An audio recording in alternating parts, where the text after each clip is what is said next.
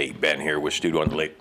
So this is number 3 in the watercolor tutorial that's been added to the studio, and just thought I'd mention this part right here would make an awesome, beautiful watercolor painting. Any part of that you could frame and do. So the question is, do I need cheap paint? Can I get away with cheap paint, or do I need expensive paint? And what do I need to paint? So this is the third. I'm not going to go real deep into it, but I just want to show you something I found as we're going along. So obviously, first of all, you're going to need the basics. You're going to need some paint. You're going to need something to paint on. So that would be paper. And arches is probably the best, most prevalent you can get out there. And you're going to need some paint brushes. So here's where we run into a problem. I said professional grade paints are better, or at least I like them better because of the effects that they do. But look at that one. That one's $12. It has cadmium in it. This one is a little on the cheaper end. I think that says 727 or 777. That's a really small tube, and I don't remember the ounces on them, but that will go a long way. It doesn't look like it when you pull that up. If you're going to pay some of the paints, you'll pay $20, $25 for. Then you'll need a palette. This palette, people want to know what that little hole in there. That palette was $4. That's a true palette. You stick your thumb through there. You're out plein air, meaning outside. Stop on the street, do a quick sketch, and go down. What colors do you need? Or people are going to ask, what is my palette? Well, if you're going to play around with them, start off with basic colors. Easiest way to do it is learn what you learned in school. Roy G. Biv, the colors of the rainbow. Red, orange, yellow, green, and you notice I put my greens up in the corner, blue, indigo, and violet. And then you can add a gray or a black, and then watercolor purists don't use white. Although I use a white gouache in there, or gouache. I can't even say it. I say it twice almost every time, and that's kind of a bastardized. But painting the gouache white on after the fact, the purists will get after you for that, and we'll talk about that more as we get a little deep into it. Hey, I was at the grocery store down here in Iowa, and this was hanging on the rack. It was $1.99, and I was doing the series. It's got a brush.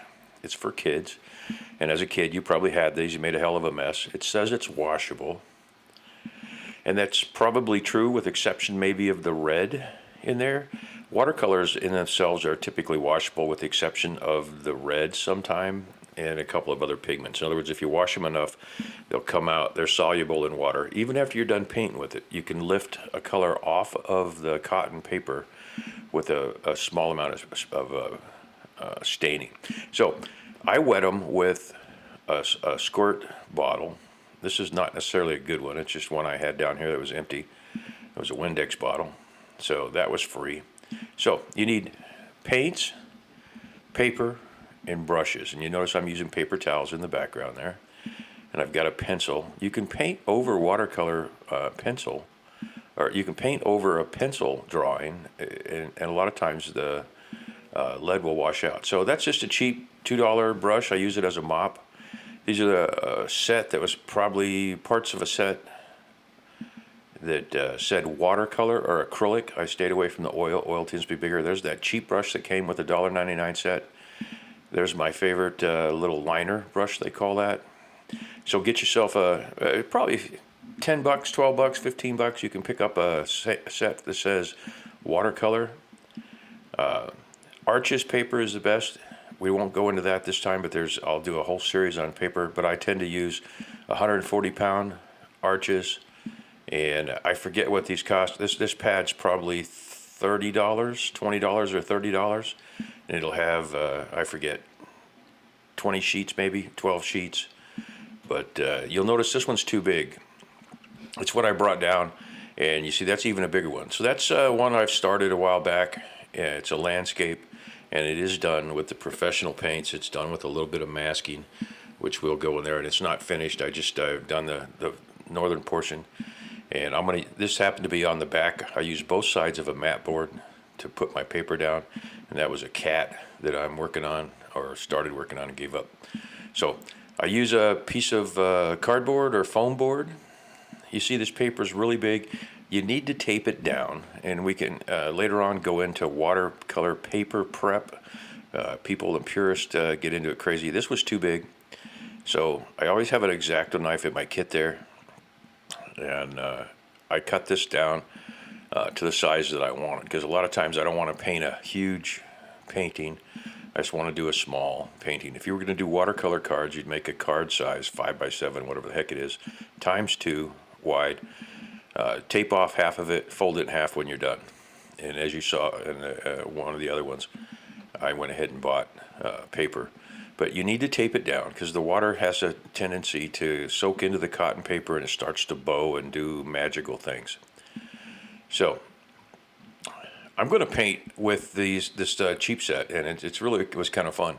So how do you figure out how to start painting or what you're going to do? Well, first of all, you're not going to paint straight out of that palette on the left there. Now, the palette I built with those tubes, you can actually buy a professional palette that's been already built, and you can reload it. So what I've done here is I've taken 8 of the colors, and I'm going to put 8 down one side, and this is called a study sheet. And what you're going to do is you're going to set this up, and then you're going to paint your colors down, and it's going to give you an idea of mixing. Okay.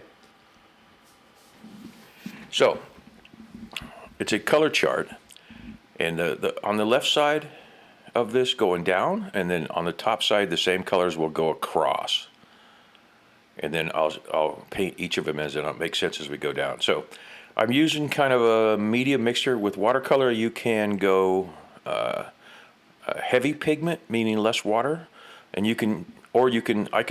what I just did right there, I could stick that brush back in the water and get a really diluted red color, and I could paint with that slightly diluted water. And that's kind of the neat thing about watercolor, and that gives you a hue without getting too deep into the technical terms here.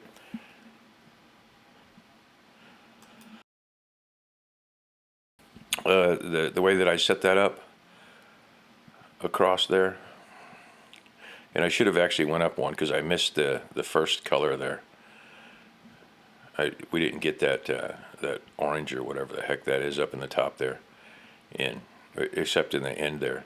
So I'm going to paint all these across, and I did it backwards from what a lot of people do. They do it the other way.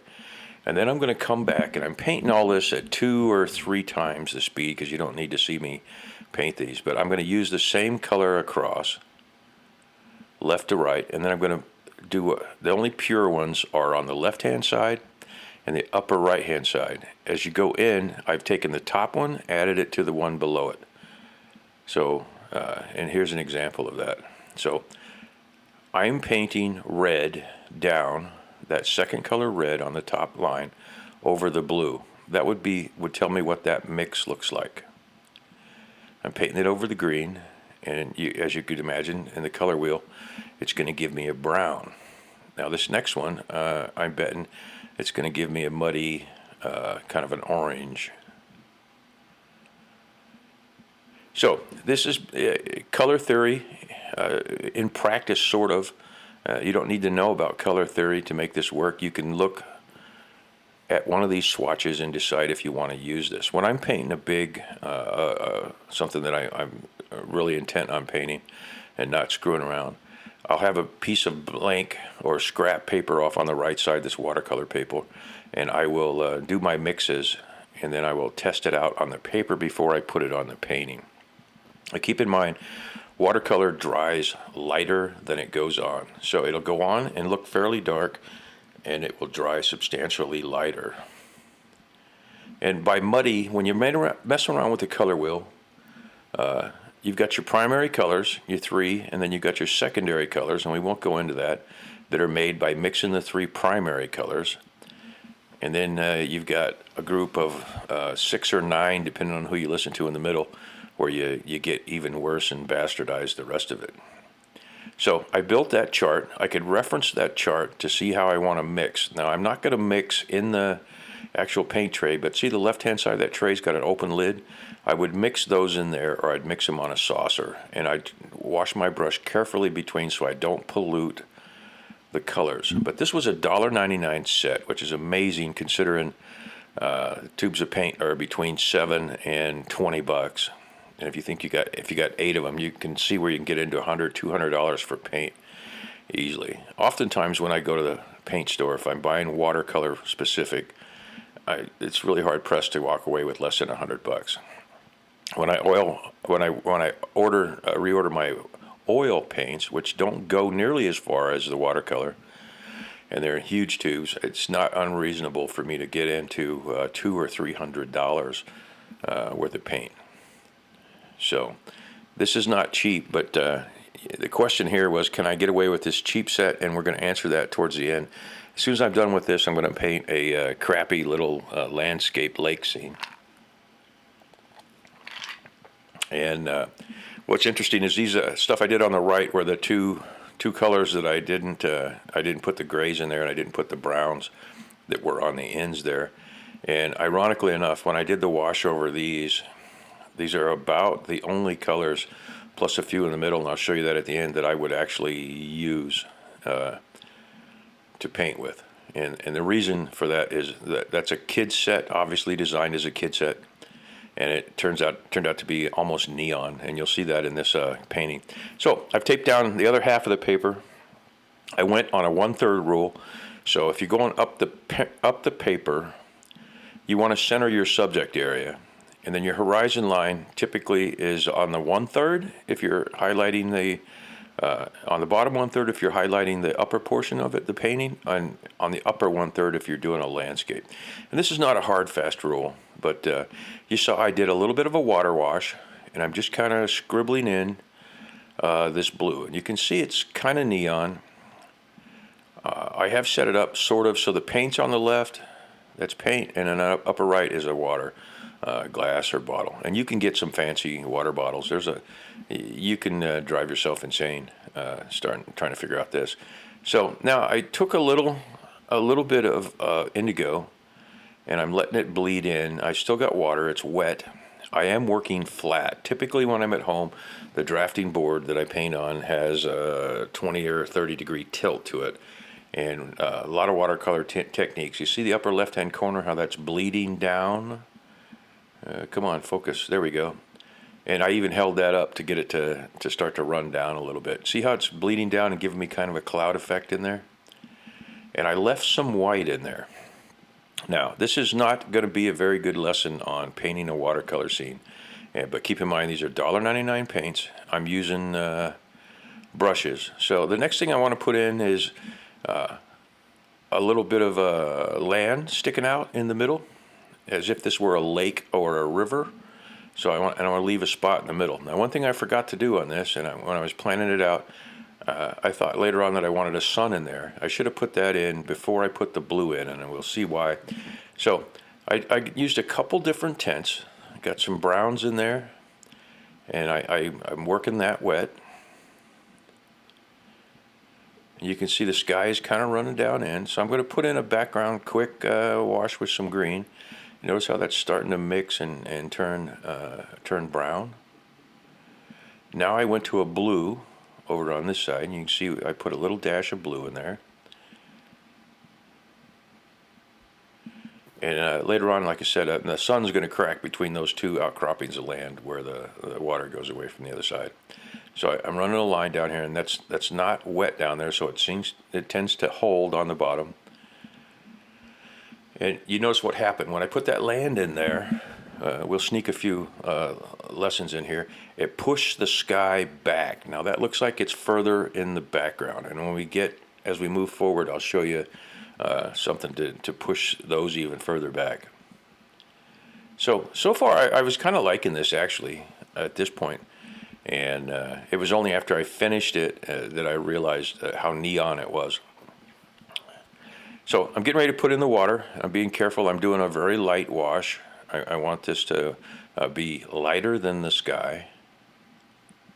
Again, you would test these colors out on your palette there. And this is that $1.99 set. Now I'm using the big brush. And look at the color difference. So I've just got a hint of water in that.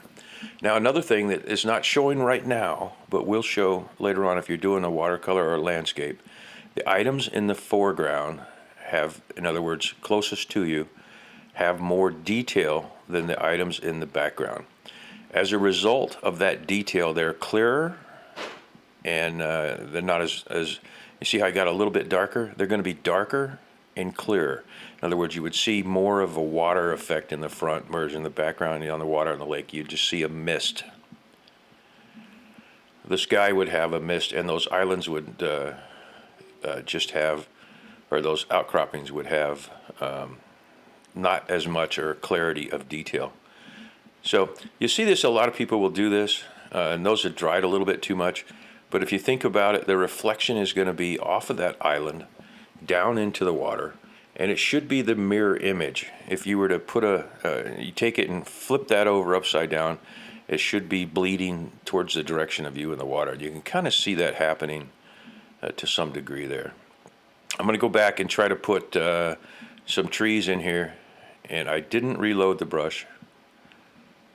I started with the dark green on that side. Now, you saw me reach in there and dab off with a paper towel. I didn't like the conglomeration of paint in there, so I took some of that off. And then, ironically, I put it back. I didn't like it, made it darker.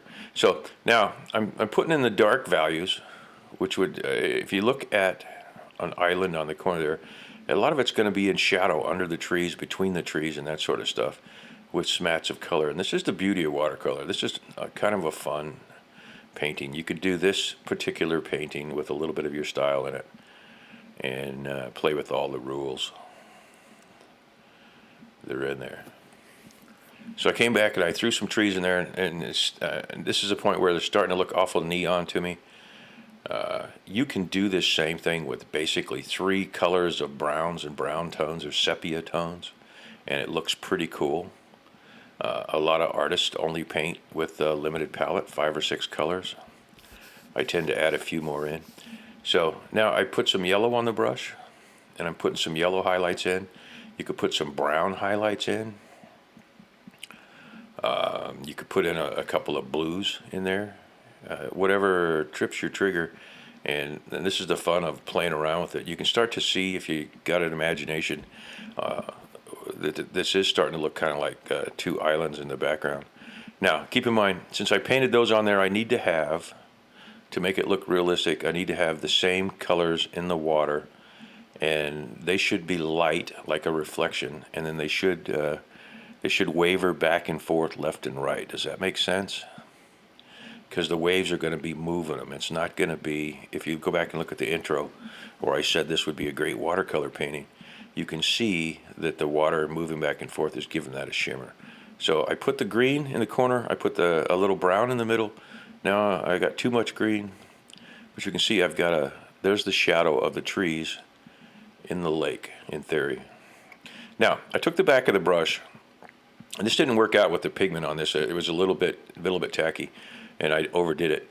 But I put tree limbs in there, just with the back of the brush. And by doing that, I made that, and you can see I'm trying to draw the edge of that landmass in there. When you use the back of the brush, you're scratching, kind of a scratching technique, and it pushes down on the cotton fibers, and then the darker colors will fill in. You can see how that just kind of almost made a tree. Now, here's where I got stupid. I thought that was probably dry up there, and I thought, man, I wish I'd have left that blue and put a sun up there, because this is a perfect opportunity for the sun to be coming down on the lake. But guess what happens when you add yellow to blue? It turns green. So I'm trying my best here to make that yellow, and it's got a green to it. Now you see, I've turned the palette around, and I started putting washes in the empty tray. And you do the same thing with your palette, because I wanted a really light yellow. So I'm mixing it down there. If I'm going to mix a color, I'm going to mix it in the little clear compartment on that, because I don't want to muddy up the original color. Otherwise, I've just changed the context of that color.